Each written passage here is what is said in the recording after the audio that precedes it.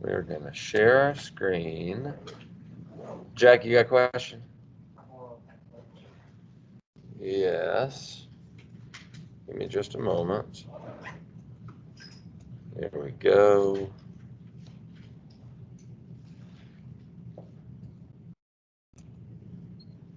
Awesome. All right.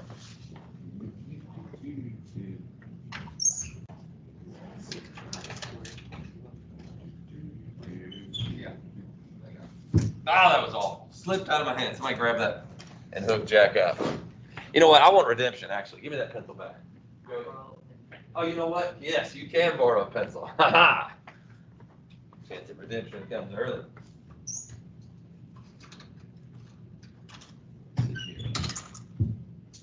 Oh, nice snag. Atta boy. Had to put a little oomph on that one. Hey, on your screen, I've got a little warm up, but let's go ahead and have a word of prayer first. So you'll pause what you're doing and let's stand and let us remember we're in the holy presence of God.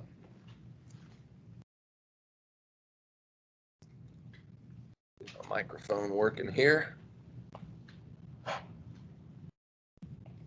I wore this mask yesterday morning at like from 6 to 7 when I was out mountain biking, and it smells terrible now. So I have a stinky mask all day. It was soaked with sweat, so I put it on my dashboard when I got back thinking, oh, that'll dry out. It'll be okay. And then when I wear it today, it smells bad. So, yeah. All right. Hope you guys are doing well. We've got, let's see, 1, 2, 3, 4, 5, 6. We got 6 class periods left before y'all's exam is here. Can you believe it? It's crazy. Semester's flying by. As we get closer to the exam, I'll hit you on some of the logistics of what we're going to be doing. I was just chatting with our principal a minute ago. That's why I was a little late here with some questions I had about it. But I'll let you guys know that later on next week. Suffice it to say, we're going to put our foot down, put the pedal to the metal, and we're going to keep working hard this week and next, getting ready for that exam. So y'all bow your heads with me and let us remember that we're in the holy presence of God. Heavenly Father, we thank you for this day. We bow our heads out of humility because we know that you are God and we are not. You are our creator and our sustainer. God, you've put us in this world. You've given us dominion over it, and you have blessed us with so much, and we are to be good stewards of those blessings.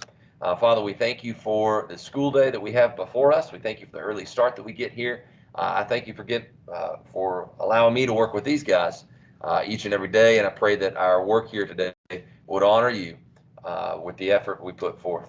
God, please bless and keep safe all of us as we travel throughout our day today, as we go from class to class, as we interact with our fellow teachers and our students and our classmates and our friends. God, I pray that we could, in our own way, make the sacrifices for others to share that love of Christ. God, this month as we think about the virtue of sacrifice, we are reminded of Jesus and his work for us on the cross. And so we thank you for the opportunities that we have each and every day to serve you. We pray this all through Christ our Lord. Amen. St. John Baptist in LaSalle. Jesus in our hearts. You know, if you two goobers would get here on time, this wouldn't be an issue.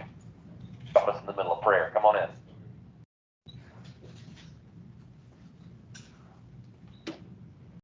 All right, now we're all about this warm-up, which should be pretty straightforward. Just a couple foil problems, right? When I say foil, what do I mean? Oh, you're drinking the Kool-Aid already. I love it. First, outer, inner, last. All right.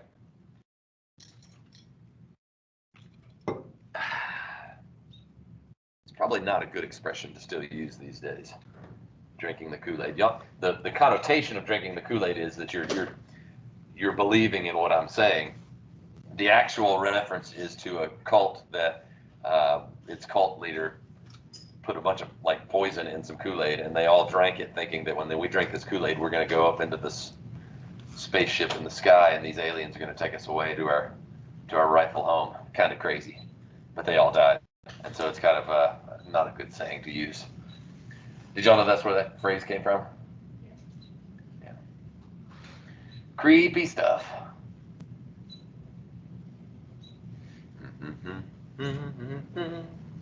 Now, ideally, and we mentioned this in class on Tuesday, ideally we should be able to do these two in our heads, right? We should be able to say, first, outer, inner, last, combine the OI, since both of these are of the same structure. They're both linear factors in each example. So the OI is going to come together, combining those like terms. We should have a trinomial answer for both of these.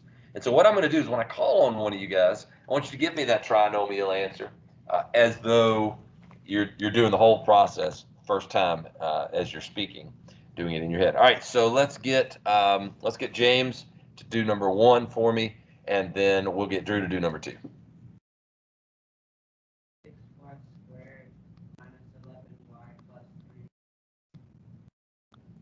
All right, very good. And let's see here if does anybody agree? Anybody concur with that?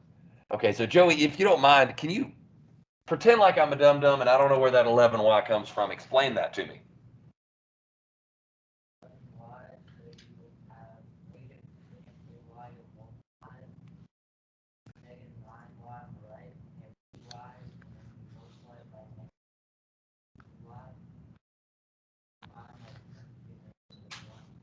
Awesome.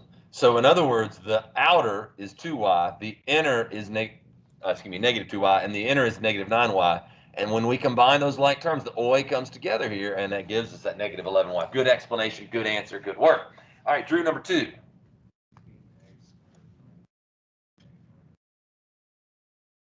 Minus 24a minus 12. Again, does anybody concur with that? I concur with Drew. All right, you guys say, George, what do I'm gonna give you the same question I gave Joey. Where do I get that negative 24a? How does that come about? You got that from the outer and inner ones.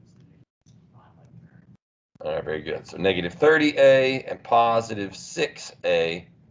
Do you get a little bit more comfortable doing that in your heads? We get into where we can in my brain, my eyes kind of go across, and I'm looking here and then here. I'm thinking, okay, what's this product? What's this product? All right, let me put both those products together. Paul. It would not. So good question there. Number 1, when we multiply, like I'll use red to distinguish this, when we multiply first times first, it is a squared. So 5a times 3a, that's the same thing as 5 times 3 times a, and that's 15, and that's a squared. Okay, so the quadratic term comes from when we're multiplying this times this.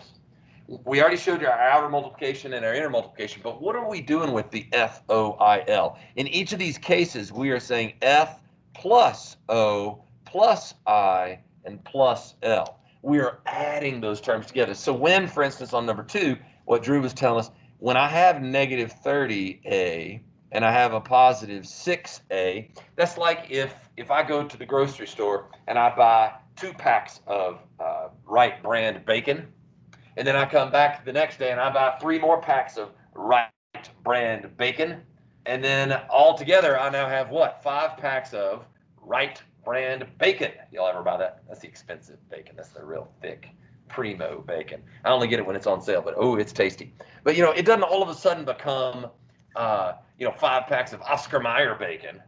It doesn't all of a sudden become 5 packs of turkey bacon. Ugh.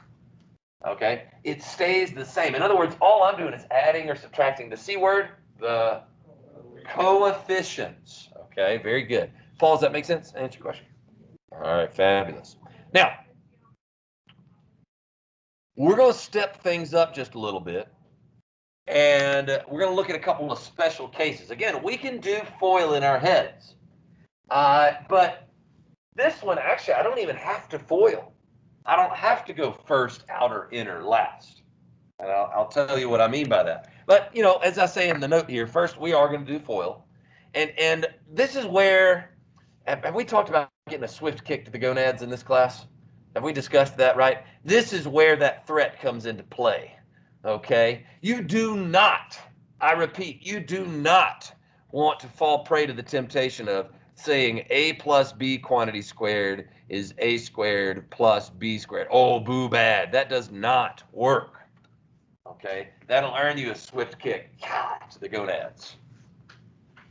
Instead, what does it mean to square something? Andrew, what does it mean to square something? If I said Andrew squared, what is that? Multiply it by itself. That's Andrew times Andrew. So if x minus 7 quantity squared, That's x minus 7 times itself. And that's why I say FOIL, F-O-I-L. Okay? Now, I'll be honest with you guys. My whole time in high school, my whole time in college, I got a undergraduate degree, bachelor's in mathematics, so I took a buttload of math classes. And then my first 2 or 3 years teaching here at Christian Brothers, I came here right out of college. I always, and I don't know if this is my OCD kicking in or what, I don't know, but I always wrote it out this way. And I would say, okay, x squared minus 7x minus 7x plus 49, x squared minus 14x plus 49. Wham, bam, thank you. Ma'am, that's easy enough. Got my answer, and I was happy like that. Okay. I was always uncomfortable using the sort of shortcut that I'm going to describe for you in a second. So I always just did my FOIL and got it right. But that takes a little bit of what? It takes a little bit of time. And I know you guys are smarter than I am. Y'all can handle a little shortcut action here. Check this out. Here's what we're going to do. When we see a binomial squared, okay, like check this out in red. Here's what we're actually going to do. We're not going to get kicked in the gonads, but we are going to, first step, square the first term. Second step, square the second term. Just like I did a moment ago, and you're thinking, well, wait a minute, Coach, you said that's not what it is. Okay, Charlie, what does it look like I've left room for? Something in the middle, right? That something in the middle is going to be twice their product. See, this is good. Boo bad, I'm going to scratch this whole thing out. I just can't even stand to have it up there on the screen. But if I look at FOIL, what is it? Outer and inner, when those two binomials are the same, the outer and the inner are the same. It was negative 7x and negative 7x. So what we can do is we can just multiply each term together and then double it, okay? So like, check this out. Here's the shortcut in orange. We're going to square the first term, we get x squared. We're going to square the last term, we get 49. And then we're going to multiply the two terms together, get negative 7x, double that, and we get negative 14x. And that's a super shortcut. Saves you a couple seconds on every time you have to do that. And you're like, well, come on, Coach, that's not going to save me that much time. If you're doing 20 or 30 of these in like an assignment, then yeah, it is going to save you some time. Okay. Are y'all getting hot? I jacked that heat way up. Whew. I have to come out of my coat here. Like I said, I went riding yesterday morning before. So when I don't teach y'all's class, I've got a faculty meeting that starts at 7:45. So I've got like half an hour of extra time. So I use that. I get up here early and I go ride. So I rode yesterday from about 6:15 to 7:15. My daggum water bottle froze. Okay, I'm sitting here riding trails and I'm like, I'm thirsty. Get my some water. And squirt, squirt, squirt. Nothing comes out. It's a big old block of ice. And so I told my wife that last night. She's like, well, that's your own dumb fault for riding when it's 30 degrees outside. I'm like, all right, honey, whatever. Okay, here's our next example. The previous example was a binomial times itself, and this example is not quite that. It's not a binomial times itself. It's a binomial times its conjugate. I'll write that word up there. That's an important vocab word. These two are called conjugates. These are conjugates. That's a noun, by the way. When you're in foreign language, you study how to conjugate a verb. You probably do that in English class too, right? But when you conjugate a verb, that's where you're make sure it's the right person and the right tense and all that jazz. But when we talk about in math, it's a noun. A binomial has a conjugate, and then all you do is change the sign in the middle.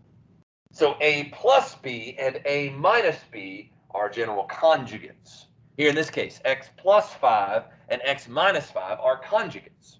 Okay. Now, I want you guys to go ahead and FOIL that out. Some of you guys have already done that. Go ahead and FOIL it out, see what you get, and notice something interesting happens when you FOIL a binomial times its conjugate. That's what we're going to talk about here. Again, sort of a little shortcut for us. Okay. Shouldn't take too long, especially if you're doing it in your head.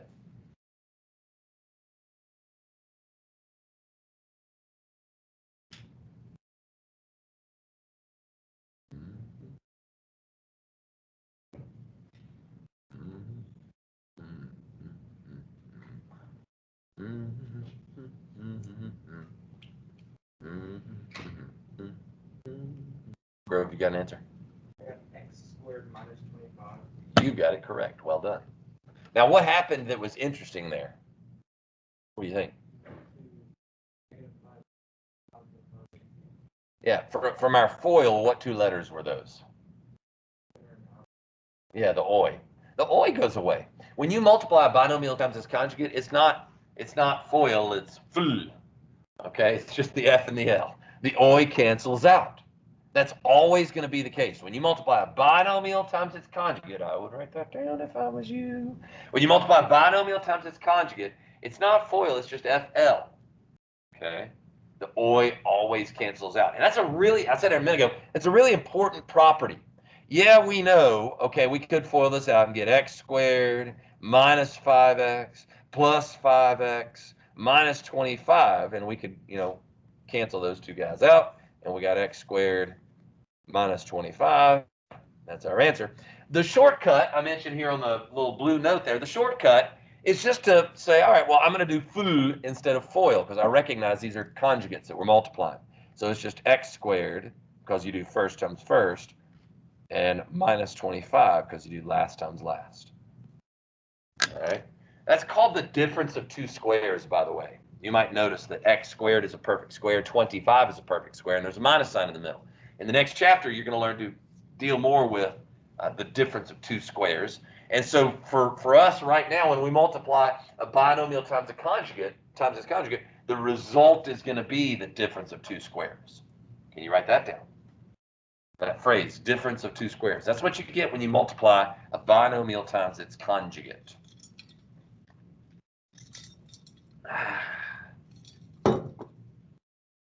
So you think you're pretty good at FOIL, huh?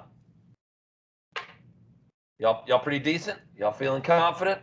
Maybe even a little cocky even. Coach, I could do FOIL in my sleep. I hope so. I heard a kid the other day left out of here, this early morning class. I don't remember who it was, thankfully. But he said, and I quote, "Man, today's lesson was the first time I actually understood anything all year long." And to me, I was just like, oh, ooh, stab in the back. Thought I was doing a good job of explaining stuff. If I'm not, if I say something and it's just like, woo, right over the top of the head, y'all got to let me know. Y'all got to say, wait a minute, Coach Morgan, I don't understand that. Can you throw it to me a different way? Okay. Y'all shouldn't leave out of here feeling confused. Y'all ought to leave out of here feeling, like, wow, okay, I know more today than I did yesterday. And then we go home and we practice and we say, okay, now I'm honing those skills that we went over today. All right. So I got a couple examples up on the screen that are we're ratcheting up the difficulty here. These are not FOIL problems anymore.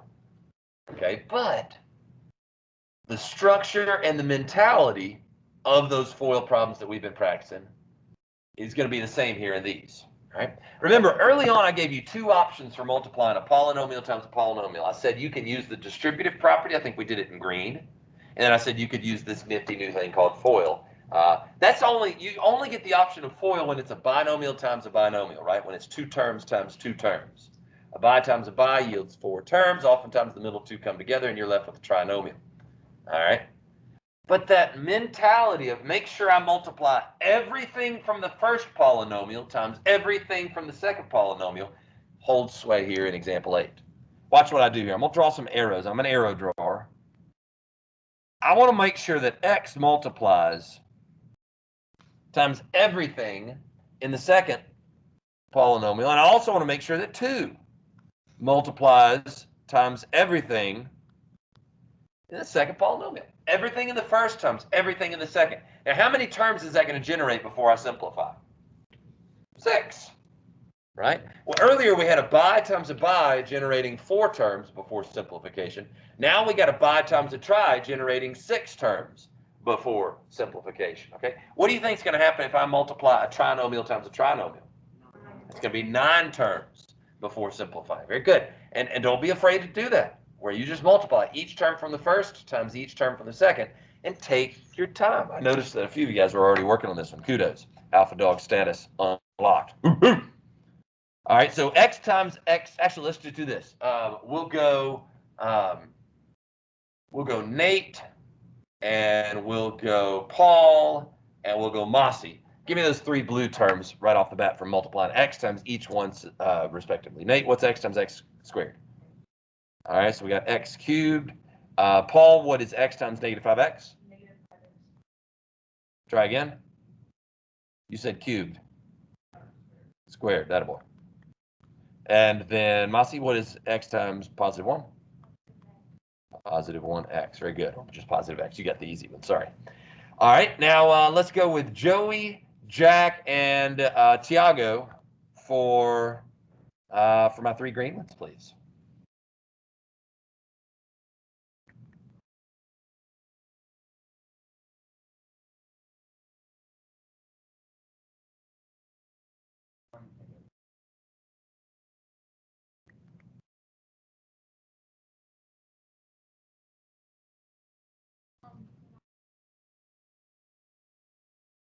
Speak louder. Yeah, you got the easy one there too. Sorry. Now, did y'all notice how I lined those up? Lined those up based on what, George? Like terms. LT. Lawrence Taylor. Y'all know who Lawrence Taylor is? Yes, sir. Did we talk about him in class the other day? Oh, okay. He's a famous pro football player from New York Giants back in the 80s. He almost killed Joe Theismann one time. Joe Theismann was a famous quarterback, husband of Kathy Lee Gifford, famous TV show host. But anyway, Lawrence Taylor was just like this monstrous linebacker that would just destroy everybody and anybody. And he broke Joe Theismann's leg in half, like bones sticking out and everything. It was gross. So he was one of the best linebackers. I think he's outside linebacker. He's one of the best linebackers in the history of pro football. 3x squared. Had a tumultuous life outside of the game, though. He got into drug trouble, I think, and it was a sad story. But he his claim to fame in my life is I used to have a football video game called Tecmo Bowl. Y'all ever played Tecmo Bowl? Today's youth suffers. I bet y'all play things like Madden and what's the college one? Just NCAA? What the dump do you mean there isn't a college football video game? They don't make that anymore? When? You're joking me. They had one in 2014? So for 6 daggum years, they hadn't been making a college football video game. Holy moly. I feel like an idiot. I thought they always made one. But they make Madden still, don't they? Okay. I bet y'all play Madden football. Is that the only game in town? The only football video game? Oh, man. Y'all need to be educated. Lawrence Taylor's this great linebacker. So in the 80s, there was a football game called Tecmo Bowl. And he could block any field goal. Like if you're playing the Giants, don't even try and kick a field goal. If it's like 4th and 30, you got to go for it. No field goal kicking because he's going to block it. And every time, no matter what, he would block it.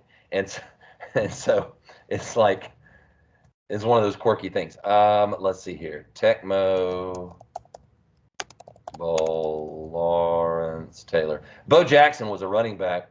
Marcus Allen was another running back. Both of those, they had a split backfield. And let's go to YouTube.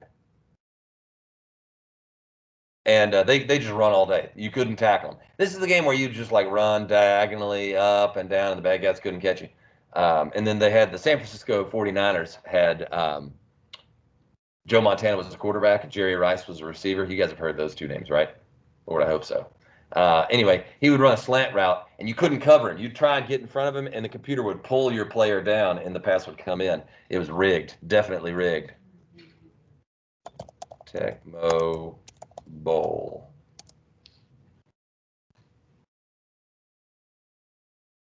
All right, we'll just click on this one. I hope there's no cursing in this. I'll mute it. Come on, get to the action. Yeah, there we go. There we go. All right, so there are 4 plays for you to pick from. Okay, and if the offense picked the same play that the defense picked, then the defense would they'd get a sack every time. This is how I grew up playing football on the Nintendo. Look at that. You get 2 run plays, 2 pass plays. The Bears are on offense right now, and the Raiders are on defense. Look at that. That's some high quality action right there. We'll watch one more play. Can anybody name this running back right there? Sweetness. He's one of the best running backs, if not the best running back in the history of the NFL. Good stuff. Now you're properly educated on 1980s football. My dad has or used to have the original Nintendo, and I played Tecmo Bowl on that. That a boy. Yeah, it's awesome. And then they came out with the Super Nintendo, and so of course they came out with what? Super Tecmo Bowl. And with Super Tecmo Bowl, they doubled the number of plays that you got to choose from. They gave you 8 plays to choose from, and it would keep up with stats for the year. And you could have injuries. That's the first football game where somebody could be injured. So like if you got the bad luck, and let's say you're playing with the Bengals and your quarterback is Boomer Esiason, and he takes a hard sack and he gets hurt, they'll drive a little ambulance onto the field and they'll cart him off, and then you're playing a season, and so he's hurt for the next 3 or 4 weeks, and you got to deal with your backup quarterback who's just trash, and so you end up running the ball the whole time, and it's like, ugh. These are the struggles, baby. These are the struggles. All right, speaking of struggles, look with me at example 9 here, okay? X minus 1 to the 3rd power. Don't you dare say that's x cubed minus 1 cubed. Swift kick to the gonads. Yeah. All right, instead, what is cubing something? Hey, what's up? Hey, I was looking for. Oh, cool. Anybody swim? No? All right, see you later. What's his name? Jacob. Last name is Jacob. Jagoe. I know. Uh-huh. It's my brother, probably. What's that? Andrew, what's your brother's first name? William. Right. Right? Yeah. Yeah, that's me. My hair is different color now. But Andrew, you didn't swim? No, my brother does. Your brother. What grade's he in? 7th grade. 7th grade. I thought you were saying this. I knew one of you would say this. Yeah. Tell your dad I said hi. I will. Miss Shelton. All right, let's see here. What were we saying? Cubing something. What does it mean to cube something? Multiply it by itself thrice. Anytime I get a chance to say the word thrice, I'm gonna. What that means is we're gonna say x minus 1 times x minus 1 times x minus 1. And here's where my little OCD, skip the shortcut, do the long approach. Here's where that actually pays off, okay? Because I want you to write this one down. I want you to do x minus 1, x minus 1, x minus 1. And then what I would recommend at this point, this is like saying, hey, what's 2 times 3 times 4? Now, if I asked you right now to tell me, hey, what's 2 times 3 times 4? Everybody and their brother in here would figure that out, okay? Some of you might do 2 times 3 is 6, 6 times 4 is 24. Some of you guys might say 3 times 4 is 12, 12 times 2 is 24, okay? That's commutative property and associative property in action. What I would recommend here, hint, hint, wink, wink, is I would recommend group those last 2 together, FOIL them out since it's a bi times a bi, get x squared minus 2x plus 1, and then it becomes a problem just like example 8, where we can draw some arrows and we're going to have 6 terms and we'll consolidate like terms. All right, so like here, here, and here, and then here, here, and here. Okay. So if I've got x times those first 3, Quentin, can you give me all 3 of them in blue?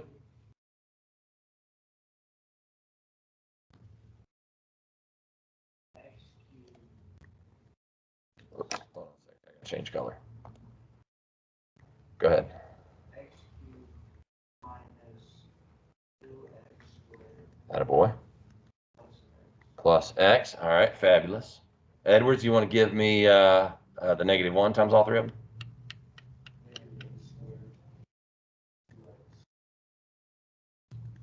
Fabulous. And then, oh, well, I was supposed to do those in red. Oh, well. And then we just combine like terms, and what do we get? We get x. I ran out of room down below. X cubed, what? Minus 3x squared plus 3x minus 1. And although that's a kind of a longer problem, it's not a harder problem. It's just take your time and do it's two problems in one. Okay, but what was our trick up there in orange? We said just grab the last two, put them together, FOIL them out, in other words, and then you can dump the x minus 1 in. Okay. Now, you try it. This is a general one. This is just a plus b times a plus b times a plus b.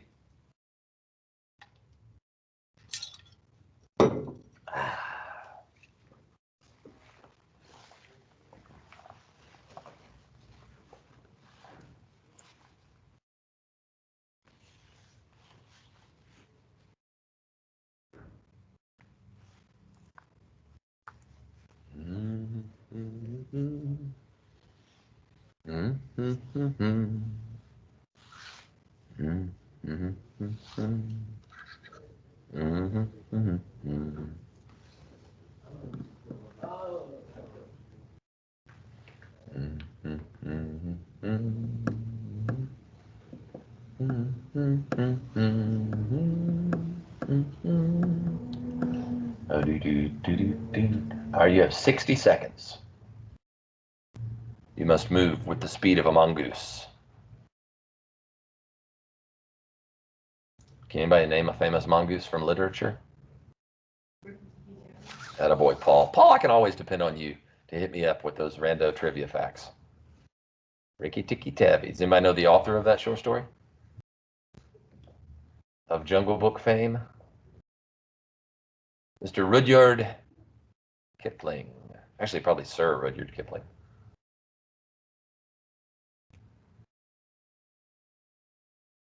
Mm-hmm.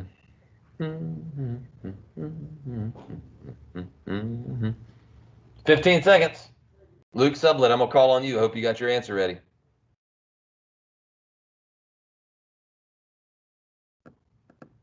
Luke, you still there?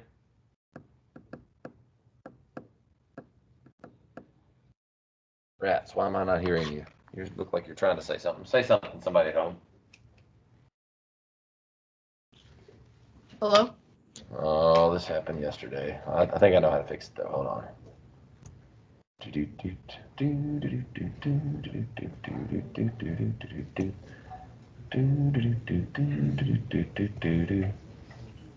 Display audio. Oh, I'm still muted from the Tecmo Bowl thing. Duh. I'm such a goober. All right, Luke, you're not off the hook, brother. Go for it.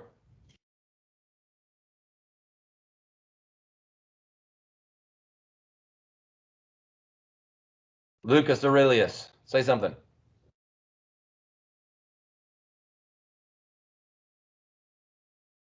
Dadgummit, I still can't hear him. Lewis, can you try and say something? Hello? Hello? Oh, I can hear Lewis. What are you doing, Luke? You're looking for help. You're like, hey. Yeah, that's all right, bro. Don't sweat it. Lewis, I'll let you do this one. Uh-oh, there's Dad. Okay, I couldn't figure out what AB plus BA is. Oh, okay. How now, brown cow? That's 2AB. If you've got AB and BA, right, those are actually like terms, aren't they? It's just, I would recommend putting them in alphabetical order, your factors in alphabetical order.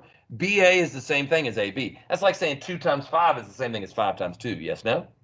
All right, so if I were going to put these two together, I'd get 2AB. I tell you what, fellas, we're short on time. I've been hawing around about this. I'll go ahead and I'll tell you what your answer is supposed to be. It's going to be A to the third plus 3A squared B plus 3AB squared plus B to the third. That's what we should end up with. And I'll leave that as a little cliffhanger. I don't have that memorized.